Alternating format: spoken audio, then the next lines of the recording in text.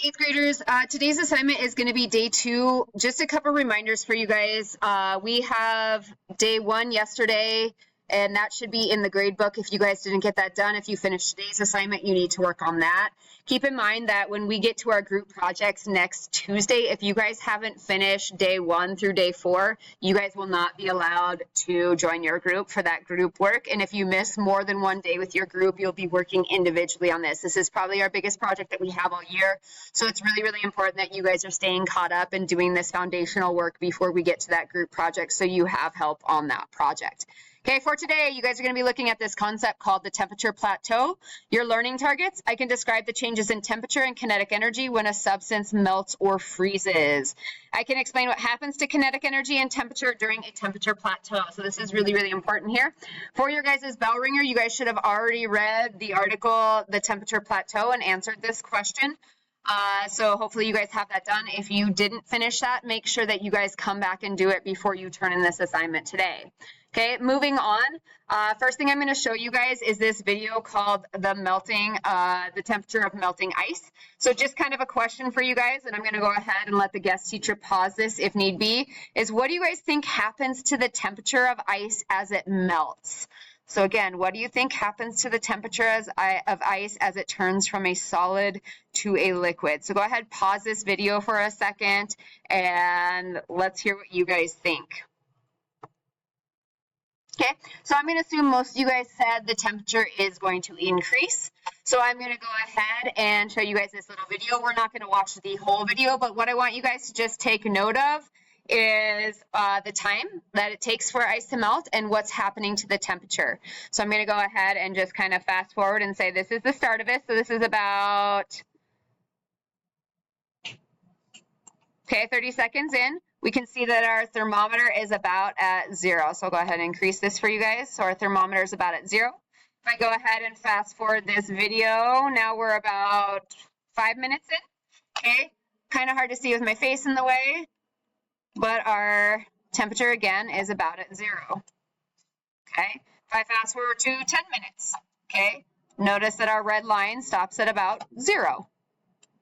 Okay, if I go forward to 25 minutes, notice our temperature is about at 0.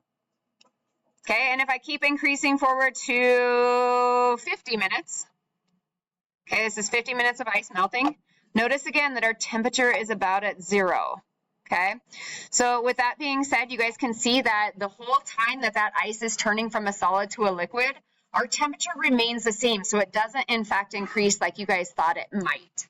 Okay, so what we're going to be looking for this is what we call a temperature plateau. So where that phase change is occurring and the temperature isn't changing like you guys just saw in the video, that's called a temperature plateau. This is a period in which there is no change in the kinetic energy or the temperature of substance as it undergoes a phase change, even though energy is being added or removed. So the same thing is going to happen if we take water and boil it. Okay, when we're boiling water, we're turning it from a liquid to a gas. And the whole time that water starts to boil and is now changing from a liquid to a gas, we're going to see that temperature stay the same. Whatever the boiling point of water is, that's going to be the temperature throughout that whole process.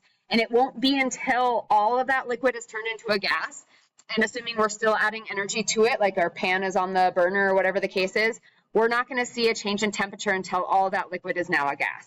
Okay, so that's called a temperature plateau, and that's going to be really important for our PCMs, for our baby warmers. As you guys are going to see today, that those PCMs are all going to have different temperature plateaus because they're filled with different substances. They're going to melt and boil at different temperatures, and it's going to take different amounts of time for them to do that. And that's going to be pivotal in your guys' baby warmer. Okay. So here's just a little graph that shows 2 temperature plateaus. So this blue part of the graph here, we're cooling our substance down. We're transferring energy out. We can see that at this point, we have a liquid. And then that liquid is going to be decreasing in energy and temperature until we hit the point that it's going to start to freeze. So this would be the freezing point. This is our temperature plateau. At this point, our kinetic energy and our temperature are going to stay the same. That's why the line is flat there. Okay, at this point, we're going to see that all of our liquid has now turned into a solid. And if we're still cooling it down and transferring energy out, we're going to now see our temperature is going to keep decreasing. Okay, at this point here, we can see the red bar. We're going to start transferring energy in or heating our substance up. So it's a solid here. We can see we're transferring energy into it. And at this point right here, it's now going to start to turn from a solid back to a liquid. So here's our temperature plateau for melting. Again, it's going to stay the same temperature, the same kinetic energy all during this phase while it's turning from a solid back to a liquid. And then at this point, if you guys can guess, this is the point where it's all now a liquid. And if we keep adding energy or heat to it, we're going to see our temperature and our kinetic energy start to go back up. So this is just two graphs. What you guys are going to look at on the next couple of slides is going to be a separation of those two graphs and kind of what we're going into as far as breaking those two graphs apart and looking at PCMs. So use the text phase change from solid to liquid. That's going to be on the next slide. To annotate the phase change graph, use the focus questions below to help you annotate. So what happens to the kinetic energy and the temperature when the PCM is solid, melting, and a liquid? You guys are going to label that on your graph. And then what is the temperature plateau? Mainly what's happening during that temperature plateau. So on slide 8, you guys have this text. PCMs are like solid, or excuse me, PCMs like these are solid at room temperature. Boiling water transfers thermal energy to the PCM, heating it and increasing its kinetic energy and temperature. When the PCM begins to melt, changing phase from a solid to a liquid, its temperature stops increasing for a while. This is a temperature plateau represented by the flat part of the heating phase change graph below. Even though thermal energy continues to transfer in, the kinetic energy and temperature of the PCM remain constant. So I want to ask you guys this, and I want to just take a second and pause here in a moment. But what do you guys think is happening? If we're still putting energy in, but we're in that plateau, what's happening to that energy that's being added to this? So take a second, pause, and I want you guys to just share your ideas of what you guys think is happening to that extra energy that's being added in. Okay, so if we continue reading, you guys will say instead of increasing the kinetic energy of the PCM, the added thermal energy is converted to potential energy and stored in the PCM. So assuming we're still heating that up and we're looking at that temperature plateau where the kinetic energy and the temperature hasn't changed, okay, we are storing that extra energy as potential energy, which is going to be really helpful for our little baby warmers. Okay. The plateau is complete once all of the PCM has melted. Its temperature and kinetic energy begin increasing again as the boiling water continues transferring thermal energy to the PCM. So I think it's helpful to have a lot of potential energy stored in our PCMs because that will be more energy that we're able to transfer into the baby.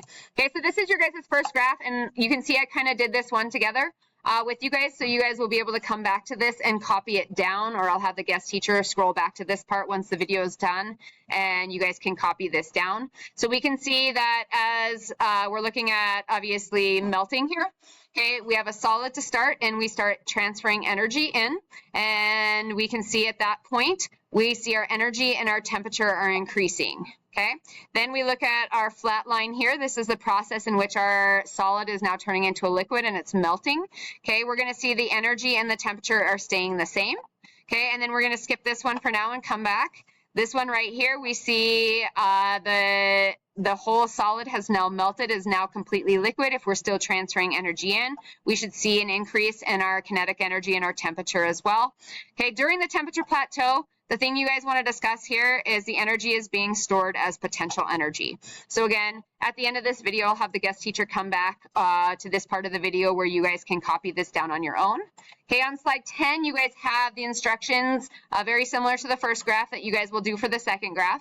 Okay, you guys need to read this paragraph here. Again, for that part about the temperature plateau, make sure you guys read this little blib about the plateau, and then you guys will label 12 on your own.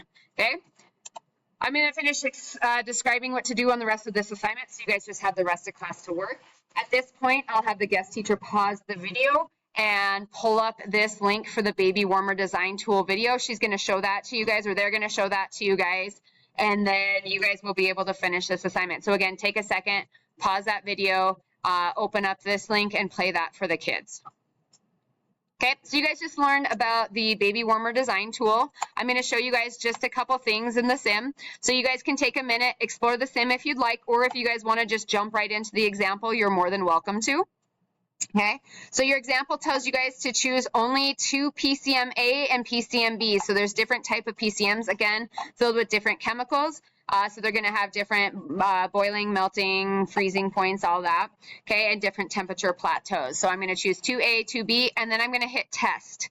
Okay, for this, I am going to unclick the baby line. I don't want to worry about the baby temperature right now. I just want to look at the temperature plateaus. If I unclick the orange one, I can see this is the temperature plateau of just PCMA, or I can look at just the temperature plateau of PCMB. Okay, the questions you guys will answer as follows. What type of phase change is occurring? So this is for both A and B. How can you tell a phase change is occurring? So what do you guys see happening in that graph to know that that phase change is occurring? Okay, and then for each PCM A and B, what is happening during the temperature plateau? So again, think back to the graphs you guys just labeled on slides 9 and slide 12. Okay, what's happening during that flat part? Use the term potential energy in your answer. Okay, what is the temperature of the plateau for PCMA? So you're going to actually give me a number for your temperature of the plateau. And how long does this temperature plateau for PCMA last? So what you guys can do is you can go look at PCMA. You guys can grab this little green slider and we can pull it and say, all right, at this point, we are looking at what temperature for our PCMA. Okay, looks like we're about at 36 degrees Celsius. Okay, and then we can look at the time and say, all right, at the beginning of this plateau, we're at about 12 minutes. And then at the end of our plateau, we're at about 252 minutes. So you guys can find the difference and tell me how long that plateau lasts. So again, this should be a temperature for this first question and a time for this question. Same thing for B. What's the temperature and the time for the plateau for PCMB? And then finally, why is there spaces or breaks in each of the temperature lines? So if we look at this, okay, this line drops off right here at about 258, 256. Okay, and then it looks like the line doesn't pick up again until about 309. So take a look at this top graph as well for some hints there. What do you guys think is happening? Okay, and then which PCM takes longer to heat, A or B, and how do you know? Okay, finally, your exit ticket. Obviously, there's going to be a lot of other factors we're looking at, such as insulating materials. There's a third PCM, PCMC that we haven't looked at yet. But just considering what we learned today about PCMA and PCMB, which do you guys think would be the best one to use for your baby warmer and why? So circle either A or B and then explain why. That's going to be your exit ticket for today. If you guys finish, make sure you guys check Power School. If you're missing day one, you need to be working on day one. If you are not missing day one, you guys can show the guest teacher your Power School. If you have no missing work, you guys may have quiet free time for the rest of class. But make sure you guys are definitely finishing up day two, letting it save before you exit out and handing it in. I hope you're having a great day. I'll talk to you guys tomorrow. Bye.